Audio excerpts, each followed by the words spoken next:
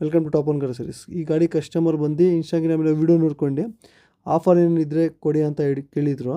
ಅದಕ್ಕೆ ನಾವು ಆಫರ್ ಇಲ್ಲ ಸರ್, ಒಳ್ಳೆ ಐಟಮ್ ಒಳ್ಳೆ ಪ್ರೈಸಲ್ಲಿ ಹಾಕ್ಕೊಡ್ತೀವಿ ಬನ್ನಿ ಅಂತ ಹೇಳಿದೆ. ಸರಿ ಅಂತ ಗಾಡಿ ತೊಗೊಂಡ್ಬಂದರು ಕಸ್ಟಮರು.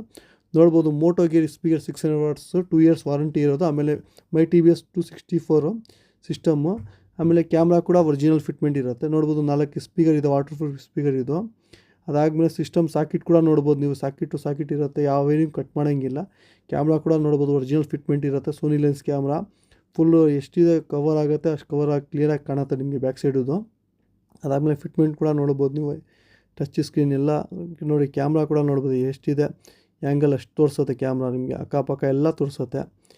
ಅದಾದಮೇಲೆ ಇನ್ನೊಂದು ಗಾಡಿ ಡೀಸರ್ ಬಂದಿತ್ತು, ಇದಕ್ಕೆ DRL ಹಾಕಿ ಅಂತ ಕಸ್ಟಮರ್ 2 ಗಾಡಿ ತೊಗೊಂಡ್ಬಂದಿದ್ದು, ಒಂದು ಓಲ್ಡು ಒಂದು ನ್ಯೂ ಗಾಡಿ.